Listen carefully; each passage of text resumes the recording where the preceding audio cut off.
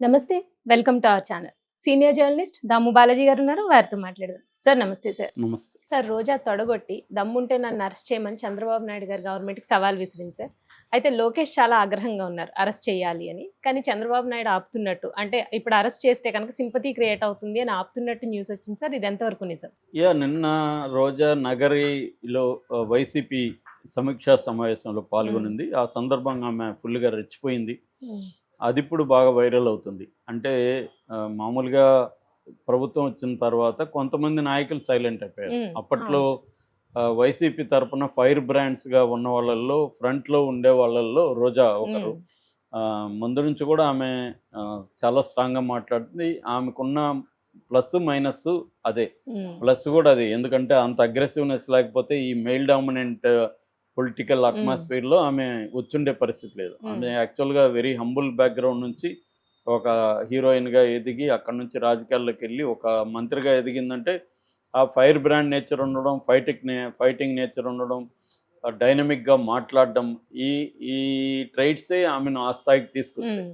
అవి అయితే వాటిని జాగ్రత్తగా వాడకపోతే ఒక్కొక్కసారి మనకి మంచి లక్షణాలను కూడా మనం పొదుపుగా, జాగ్రత్తగా వాడాలి. హ్మ్. అది ఏమైందంటే వ్యక్తిగతంగా దాడులు చేయడం, చాలా హీనంగా ఎదుటోళ్ళని మాట్లాడడం, అవును సార్. ఆ స్థాయికి ఆమె హ్మ్. వెళ్ళిపోయి చేయడంతో ఆమెకు కూడా రియాక్షన్ ఉంటది గదా! హ్మ్. మన న్యూటన్ లా లాగా ఫర్ ఎవ్రి అవును sir. Action there is an equal and opposite opposite reaction. Reaction. అవును సార్. అలాగే ఆమెకు కూడా అలాంటివి తగిలాయి. హ్మ్. అయితే ఇప్పుడు గవర్నమెంట్ వచ్చిన తర్వాత అప్పటి ప్రభుత్వంలో వ్యక్తిగత దాడులు చేసిన వాళ్ళు కొంతమందున్నారు. ఎవరు కొడాలి నాని గావచ్చు, వల్లభనేని వంశీ గావచ్చు, రోజా హ్మ్. గావచ్చు, అంబటి రాంబాబు గావచ్చు.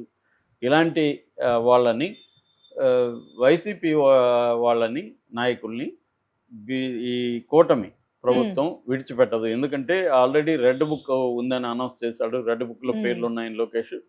వీళ్ళ మీద పగ తీర్చుకుంటారనేది అందరూ గూడా ఎక్స్‌పెక్ట్ జేశారు. హ్మ్. కానీ దానికి భిన్నంగా కొంతమంది ముఖ్యంగా కేడర్ మీద, సోషల్ మీడియా మీద మాత్రమే ఇప్పటివరకు క్రాక్ డౌన్ మొదలైంది. కొంతమంది సెలెక్టివ్ అధికారుల మీద, ముఖ్యంగా సీఐడీ అధికారులు, కొంతమంది అధికారుల మీద, పోలీస్ అధికారులు, కొంతమంది ఐఏఎస్ అధికారులు ఇలాగా బ్యూరోక్రాట్ సిస్టమ్‌లో ఉండి హ్మ్. కొంతమంది మీద వైసీపీలో ఉన్నప్పుడు రెచ్చిపోయి తెలుగుదేశం శ్రేణుల్ని, నాయకుల్ని వేధించిన అనేక మంది అందరిని కూడా కాదు అక్కడ కూడా. హ్మ్. కొంతమంది సెలెక్టివ్‌గా.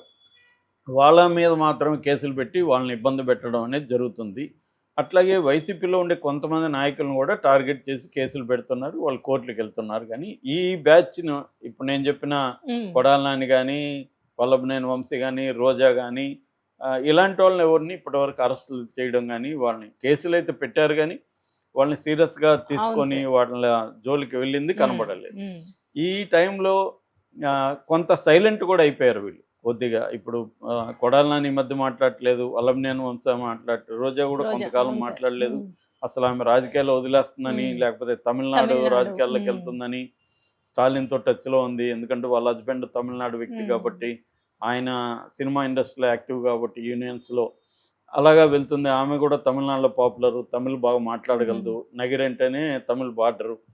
సో, ఇలాగా చాలామంది అనుకున్నారు గానీ, ఆమె మళ్ళీ ఇప్పుడు యాక్టివ్ అయింది. నిన్న ఆమె ఎవరు ఊహించని పద్ధతిలో చాలా సీరియస్‌గా ఛాలెంజ్ విసిరింది హ్మ్. చంద్రబాబుకి. "నీకు దమ్ముంటే అరెస్ట్ చేసుకో. అరెస్ట్ చేస్తావా చేసుకో. కేసులు పెడతావా పెట్టుకో. ఉద్యోగాలు తీయిస్తావా తీసుకో. ఏం చేస్తావో చేసుకో. మేము దీనికి వడ్డీతో సహా చెల్లిస్తాం. మేము ఈసారి కుప్పంతో సహా అన్ని సీట్లు మేము గెలుస్తాం.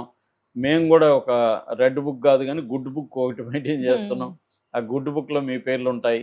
అని హ్మ్. ఆమె ఒక పక్క ఛాలెంజ్ చేస్తూ, ఒక పక్క థ్రెట్ గూడా ఇచ్చింది హ్మ్. తెలుగుదేశానికి.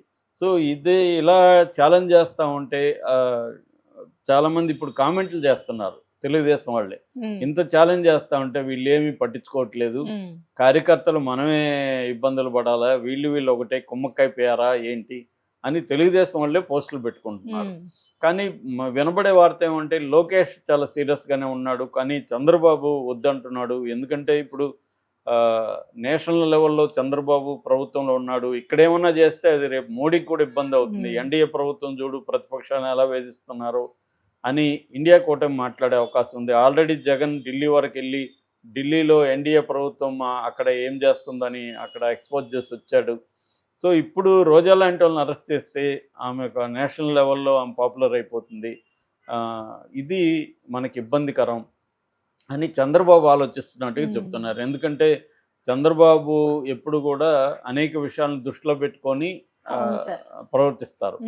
మామూలుగా రాజకీయ నాయకులు అనేవాళ్ళు ఏంటంటే మనకేదో పర్సనల్ వెంజన్స్ గ్రడ్జ్తో మాట్లాడకూడదు అనేది రాజకీయ మెచ్యూరిటీ ఉన్న రాజకీయ నాయకులకి అందరికీ ఉంటుంది. అవును సార్. వ్యక్తిగతంగా మనం మన కోపాన్ని తీర్చుకోవడానికో మన పదవిని ఉపయోగించుకుంటే అది రేపు పొద్దున ఇబ్బంది అవుతుంది. సో ఏ పని చేసినా కాన్సిక్వెన్సెస్ ఏంటి, ఈ పని చేస్తే మనకు ప్రయోజనం ఎంత, నష్టం ఎంత, ఇవన్నీ బ్యాలెన్స్ చేసుకొని లాంగ్ టర్మ్లో ఎలా ఉంటుంది, షార్ట్ టర్మ్లో ఏముంటుంది, ఇవన్నీ కూడా అనేక అంశాలు పరిగణలోకి తీసుకొని ఆ చర్యకి ఉపక్రమించాలి. అది సీజన్డ్ పొలిటీషియన్ అయిన చంద్రబాబుకు తెలిసినట్టుగా లోకేష్కి తెలియకపోవచ్చు. లోకేష్ యంగ్ బ్లడ్, రెండోది మనం పవర్ ఉంది, మనం పవర్ ఉన్నప్పుడు కూడా చేయకపోతే, రెండోది లోకేష్ని కూడా కార్యకర్తలు నాయకులు కూడా లోకేష్ని ఎక్కువగా ప్రెజర్ చేస్తారు. ఏం సార్ మీరు అప్పుడంతా రెడ్ బుక్ అన్నారు, ఇంకోటి అన్నారు, ఏం చేశారు, వాళ్ళు ఇట్లా ఎక్కడ చూసినా ఇదే ఉన్నారు. ఇప్పుడు ఈ మధ్యకాలంలో ఈనాడు జ్యోతి కూడా వైసీపీ వాళ్ళు ఎక్కడెక్కడ ఇప్పటికీ పెత్తనం జలాయిస్తున్నారు, ఇప్పటికీ అక్రమాలు చేస్తున్నారు, వైసీపీని సపోర్ట్ చేసే గతంలో సపోర్ట్ చేసిన ఐఏఎస్ ఐపీఎస్ అధికారులు ఇప్పుడు కూడా ఎలాగా ప్రవర్తిస్తున్నారు, ఇవన్నీ రాసుకుంటూ వస్తున్నారు. అంటే వీళ్ళ మీద అంతా ఏమి చేయరా మీరు, ఒట్టి మాటలేనా, మేమైనా బాధితులు అవ్వాల్సింది కార్యకర్తలేనా అన్న ఆగ్రహం సోషల్ మీడియాలో ఎక్స్ప్రెస్ అవుతుంది. కానీ చంద్రబాబు వైపు నుంచి ఆలోచించుకున్నప్పుడు ఆయన ఏంటంటే విశాల ప్రయోజనాలు, తన పార్టీ ప్రయోజనాలు, తన ప్రయోజనాలు ఇవన్నీ ఆలోచించుకొని ఏ నిర్ణయం తీసుకోవాలన్న దగ్గర ఆయన ఆచితూచి వ్యవహరిస్తున్నాడు. తన అనుభవం వచ్చే కొద్దీ ఆయన స్లో డౌన్ అయినట్టు కనబడుతుంది, కానీ ఆయన వ్యూహాత్మకంగా వెళ్తున్నాడు.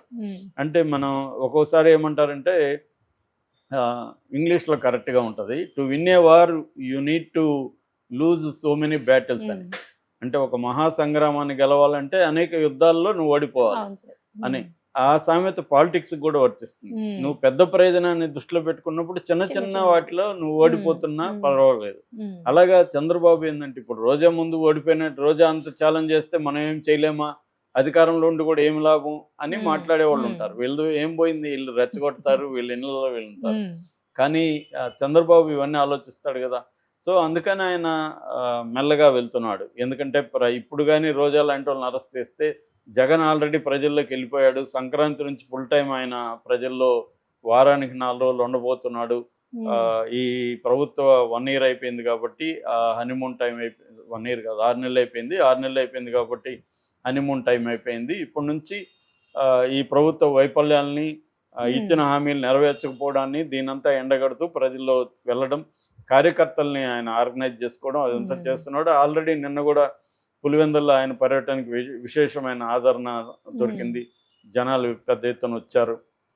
అంటే ఆల్రెడీ ప్రజల్లో ఒక చిన్న మార్పుని గమనిస్తున్నారా. ఆంధ్రజ్యోతి ఎడిటోరియల్లోనే ఆయన రాధాకృష్ణ కూడా ఈ ప్రభుత్వం పట్ల ప్రజల్లో ఇప్పటికీ అసంతృప్తి లేదు, సంతృప్తి కూడా లేదని రాశారు. అట్లాగే ఈనాడు కూడా సంతృప్తి స్థాయిలు లెక్కేసుకొని ఎట్లా డౌన్ అయిపోయింది అనేది కూడా ఈనాడు రాసింది. సో ఈ నేపథ్యంలో అంటే జనరల్గానే సంతృప్తి ఉండే అవకాశం ఉంది. ఎందుకంటే మామూలుగా చాలామంది చెప్పేది ఏంటంటే ఆంధ్ర ప్రజలు అంత ఈజీగా సాటిస్ఫై కారని, ఏ ప్రభుత్వం కూడా వాళ్ళని సాటిస్ఫై చేయలేదు అని. ఎందుకంటే హామీలు ఎక్కువ ఇచ్చేస్తారు, వాటిని నెరవేర్చే డబ్బులు లేవు. చంద్రబాబుకు కూడా తెలుసు, కానీ తెలిసి కూడా ఆయన ఒకప్పుడు వ్యతిరేకించిన ఈ సంక్షేమ పథకాలను, వీటన్నిటిని, డీబీటీని, వీటన్నిటిని బటన్ నొక్కడాన్ని, ఇవన్నీ వ్యతిరేకించిన వాళ్ళే వీళ్ళు. కానీ ఎలక్షన్ ముందు అంతకంటే ఎక్కువ ఇస్తామని, అంటే జగన్ 70,000 కోట్లు ఇస్తే నేను 1,20,000 కోట్లు, 1,20,000 కోట్లు ఇస్తానని ఈయన ప్రకటించేసరికి జనం ఇటు వచ్చారు. ఇప్పుడు అది నెరవేర్చలేకపోయినప్పుడు జగన్ మళ్ళీ దాన్ని ఉపయోగించుకుంటాడు కదా. సో ఇలాంటి టైంలో మనమయ్యే వాళ్ళని అరెస్టులు చేస్తే, అంటే ప్రజా ఉద్యమాన్ని నిర్మించే క్రమంలో అరెస్ట్ చేస్తే తప్పు అవుతుంది. అంటే ఒక సామెత ఉంది, నేను శత్రువుని దెబ్బ కొడితే శత్రువుకే తగలాలి, ప్రజలకు తగలకూడదు. శత్రువు నన్ను దెబ్బ కొడితే ప్రజలకు తగలాలి, నాకు తగలకూడదు అన్న ఒక స్ట్రాటజీ పాలిటిక్స్లో ఉంటుంది. అలాగా ఇప్పుడు చంద్రబాబు దెబ్బ కొడితే అది ప్రజలకు తగిలింది అనుకోండి, వెళ్ళి రోజాకు కాకుండా ఎందుకంటే ప్రజల్ని ఆర్గనైజ్ చేసే క్రమంలో వాళ్ళని చేస్తున్న ఉమ్, టైంలో వీళ్ళు అరెస్టులు మొదలు పెడితే, చూడు మేము ప్రజా ఉద్యమాలు చేస్తుంటే అరెస్టులు ఉమ్, చేస్తున్నారు, మేము ప్రజల కోసం చనిపోవడానికన్నా సిద్ధం అనే నెరేటివ్తో వాళ్ళు ఉమ్. రంగంలోకి వస్తారు.